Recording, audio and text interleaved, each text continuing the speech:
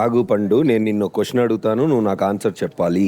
అవును, అడుగు, నేను సమాధానం చెప్తాను. అంటే మనం పెళ్లి చేసుకోవాలనుకునే అవతల వ్యక్తిలో ఉండాల్సిన 3 క్వాలిటీస్ ఏంటి? మంచి జీవిత సహచరుడిలో ఉండాల్సిన 3 ముఖ్యమైన గుణాలు. మొదటిగా మంచి ప్రవర్తన. ప్రేమ, గౌరవం, నమ్మకం ఇవి సంబంధాన్ని బలపరుస్తాయి. రెండవది బాధ్యత. కుటుంబం, సంబంధాలు ఆర్థిక పరంగా బాధ్యతగా ఉండాలి. మూడవది మంచి కమ్యూనికేషన్. మంచి సంభాషణా శైలి, ఒకరికొకరు అర్థం చేసుకునే విధానం ఉండాలి. ఈ 3 మనలో లేకపోతే మనం పెళ్లి చేసుకోవాలా పండు?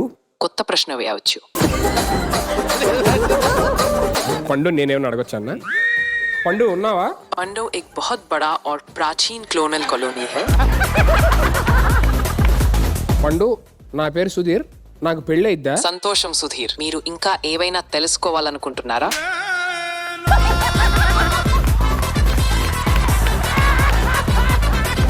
నీకు పెళ్ళయిందా? నీకు పెళ్ళయిందా? సిగ్గు లేకపోతే సరే, ఏది పడితే అది అడిగేటి. నేను ఒక క్రూర వివేక్షిత ప్లాట్ఫామ్ కదా, కాబట్టి నాకు పెళ్లి అనేది జరగదు. సిగ్గుందా అంటుంది. బాయ్ పండు, ఐ లవ్ యూ. ధన్యవాదాలు. మీ ఆదరణకు కృతజ్ఞతలు. కృతజ్ఞత. ఎవడో ఐ లవ్ యూ చెప్తే ఐ లవ్ యూ 2 చెప్పాలి. నువ్వు మెషిన్తో కూడా సరసాలు ఆడగలవా?